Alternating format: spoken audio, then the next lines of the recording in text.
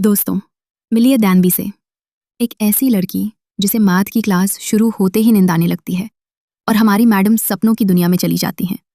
Teacher दानवी को board पर बुलाते हैं, लेकिन वो सवाल देखकर ऐसे खड़ी रहती है जैसे सामने मैथ्स नहीं, एलियंस का मैसेज लिखा हो। बेचारे टीचर भी सोचते होंगे, इसे पढ़ाऊं या भगवान भरोसे छोड़ दूं। टीचर से डांट खाने के बाद दानवी घर पहुंचती है। अब आपको लगेगा कि मैडम पढ़ाई करेंगी, लेकिन नहीं। सीधा फोन उठाती हैं, गाने चलाती हैं और पढ़ाई को फिर से कल पर टाल देती हैं। ये देखकर उनकी मम्मी बोलती हैं, अगर तुम मैथ्स के फॉर्मूले भी गानों की तरह याद कर लेती तो आज टॉपर होती। ऊपर से पापा पर भी इल्जाम लगा देती हैं कि मैथ्स में 0 होने वाली क्वालिटी उसी से मिली है। तभी मम्मी टीवी पर अपना हिस्टोरिकल ड्रामा लगा देती हैं। जानवी का मूड ऐसा खराब होता है कि वो तुरंत अपनी सबसे अच्छी दोस्त के घर निकल जाती है। वहां भी उसे सिर्फ एक ही बात सुनने को मिलती है, ये तेरा आखिरी मौका है, अब नहीं पढ़ी तो कॉलेज का सपना भूल जा। अगली सुबह दानवी की आंख खुलती है। अब मैडम ऐसे भागती हैं जैसे एग्जाम नहीं, ओलंपिक की रेस हो। जाते जाते मम्मी भी मोटिवेशनल स्पीकर बन जाती हैं और कहती हैं, पूरा प्रयास करना, अच्छे कॉलेज में एडमिशन लेकर आना। बस में बैठकर दानवी आखिरी बार मैथ्स पढ़ने की कोशिश करती है, लेकिन जितना पढ़ती है उतना ही दिमाग हैंग होने लगता है। किसी तरह एग्जाम सेंटर पहुंचती है, लेकिन जल्दबाजी में अपनी छतरी बस में ही भूल जाती है। उसे बिल्कुल अंदाजा नहीं होता कि यही छोटी सी गलती उसकी पूरी जिंदगी बदलने वाली है। दानवी एग्जाम हॉल के पास पहुंचती है। उसका डर बढ़ने लगता है। घबराकर वो बारिश में एक छोटे से पानी के गड्ढे के पास बैठ जाती है। तभी उसे उस गड्ढे में कुछ अजीब दिखाई देता है। कुछ लोग पुराने जमाने के कपड़े पहनकर बारिश के लिए प्रार्थना कर रहे होते हैं। दानवी अभी ये सोच ही रही होती है कि कहीं यहाँ किसी हिस्टोरिकल ड्रामा की शूटिंग तो नहीं चल रही। तभी वो सीधे उसी छोटे से गड्ढे में कूद जाती है। लेकिन ये कोई साधारण गड्ढा नहीं था। अगले ही पल जब वो बाहर निकलती है तो सामने का नजारा देखकर उसके होश उड़ जाते हैं। वो हैरान होकर पूछती है, अरे यहाँ किसी हिस्टोरिकल ड्रामा की शूटिंग चल रही है क्या? लेकिन सामने खड़ा राजा उसकी बात सुनते ही घबरा जाता है और चिल्लाता है, ये लड़की इंसान है या कोई राक्षस? बस फिर क्या था। सैनिक तलवारें निकालकर दानवी को चारों तरफ से घेर लेते हैं और उसकी हालत ऐसी हो जाती है जैसे बिना टिकट कोई वीआईपी एरिया में पकड़ा गया हो। तलवारें देखकर दानवी की सारी स्मार्टनेस हवा हो जाती है। अपनी जान बचाने के लिए दानवी तुरंत हाथ जोड़कर बोलती है, हे भगवान, बारिश भेज दो। लोग भी उसकी बात को प्रार्थना समझकर दोहराने लगते हैं और हमारी मैडम मौका देखकर वहां से ऐसी भागती हैं जैसे फ्री वाईफाई मिलते ही लोग दौड़ पड़ते हैं। चुपके से राज दरबार में घुस जाती है। महाराजा अपने मंत्रियों के साथ सूखे की समस्या पर चर्चा कर रहा होता है। राजा कहता है कि अब अंधविश्वास नहीं बल्कि विज्ञान और गणित की मदद से इस समस्या का हल ढूंढना होगा। लेकिन मुख्य पुजारी तुरंत विरोध करता है।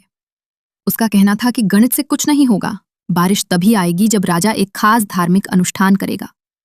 दानवी ये सब सुनकर मन ही मन सोचती है, लगता है यहाँ तो साइंस की हालत भी मेरी मैथ्स जैसी है। दानवी चुपचाप वहां से निकलकर अपना मोबाइल ढूंढने जाती है, लेकिन किस्मत फिर से उसका मजाक उड़ा देती है। महल के सैनिक उसे पकड़ लेते हैं और राजा के सामने ले आते हैं। राजा बिना एक पल सोचे आदेश देता है, इसे तुरंत मौत की सजा दे दो। ये सुनते ही दानवी के पैरों तले जमीन खिसक जाती है। वो घबराकर बोलती है, रुकिए, मैं भविष्य से आई हूं और मुझे इतिहास के साथ साथ गणित भी बहुत अच्छी तरह आती है। राजा उसकी बात सुनकर थोड़ा रुक जाता है, क्योंकि अब उसे दानवी पर थोड़ा सा शक भी होता है और थोड़ी सी दिलचस्पी भी। राजा तुरंत उसकी परीक्षा लेने का फैसला करता है।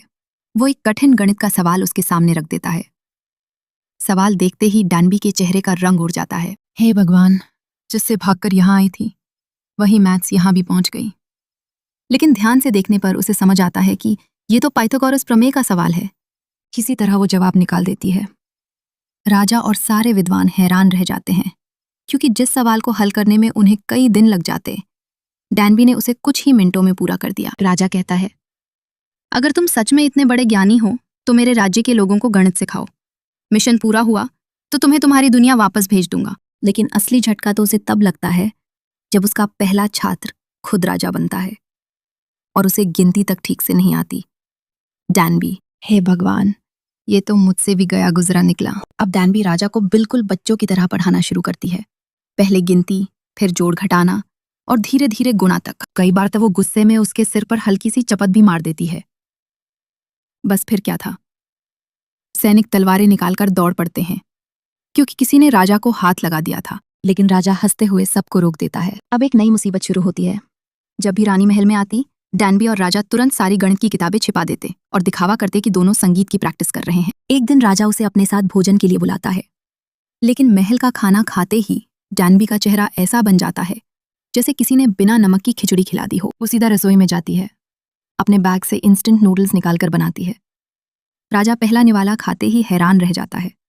उसे ये स्वाद इतना पसंद आता है कि वो खाते ही चला जाता है, बिना ये सोचे कि आगे क्या होने वाला। अगली सुबह पूरे महल में राजा की जोर जोर से चीखने की आवाज गूंजती है। डैनबी दौड़कर उसके कमरे में पहुंचती है तो देखती है कि राजा ने अपने कान पर ताबीज बांध रखा है।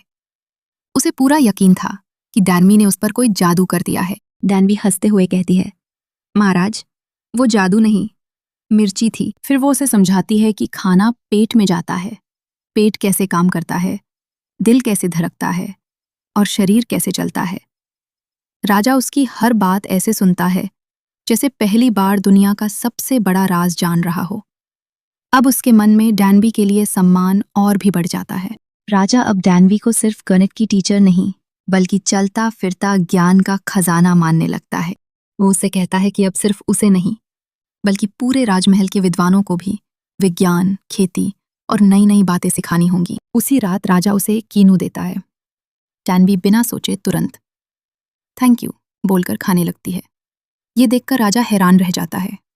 वो कहता है, अरे, हमारे यहाँ तो इस फल को 3 दिन तक संभाल कर रखते हैं। डैनबी हंसते हुए जवाब देती है, महाराज, ये कीनू है, कोई खजाना नहीं। राजा बस उसे देखता रह जाता है। उस शाम दोनों महल के आंगन में गेंद खेलते हैं।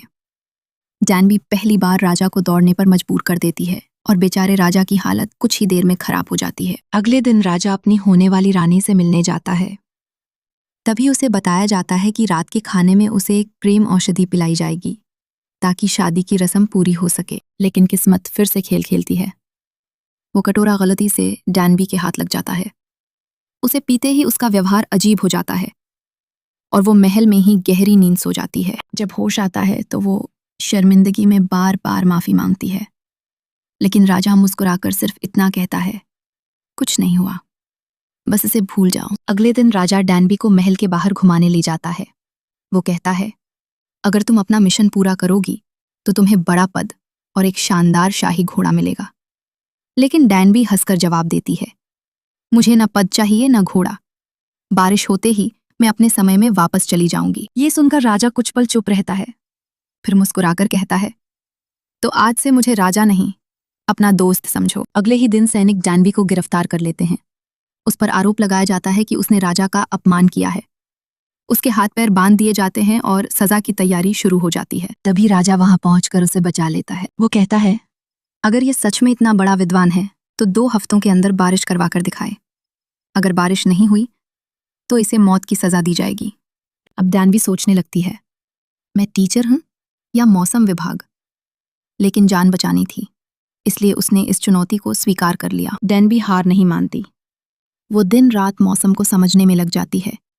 तभी अचानक आसमान में बादल छा जाते हैं और कई सालों बाद बारिश शुरू हो जाती है। डैनबी खुशी से रो पड़ती है क्योंकि उसे लगता है कि अब वो अपने समय में लौट सकेगी। लेकिन राजा के चेहरे पर मुस्कान नहीं होती। उसे याद आ जाता है कि डैनबी ने वादा किया था, बारिश होते ही मैं चली जाऊंगी, और यही सोचकर उसका दिल टूटने लगता है। बारिश रुकते ही राजा चुपके से डैनबी के पास पहुंचता है और कहता है, मैंने तुम्हारे लिए एक जहाज तैयार करवा दिया है, अभी निकल जाओ, वरना पुजारी तुम्हें नहीं छोड़ेगा। लेकिन डैनबी इस बार भागने से मना कर देती है। तभी महल का संगीतकार उसे घोड़े पर बैठाकर जंगल की ओर ले जाता है।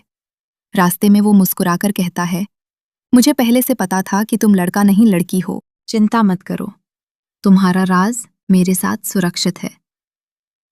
उधर महल में मुख्य पुजारी राजा पर दबाव डालता है कि डैनबी की सिखाई हुई सारी नई बातें और लिखाई हमेशा के लिए मिटा दी जाए। राजा डैनबी को ढूंढते हुए समुद्र किनारे पहुंच जाता है।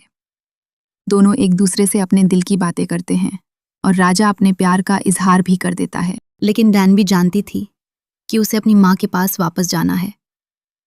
कुछ समय बाद महल में आग लगा दी जाती है और डैनबी पर हमला भी होता है, लेकिन राजा उसकी जान बचा लेता है। आखिरकार बारिश के साथ वो उसी रहस्यमयी पानी में उतरती है और अपने समय में लौट आती है।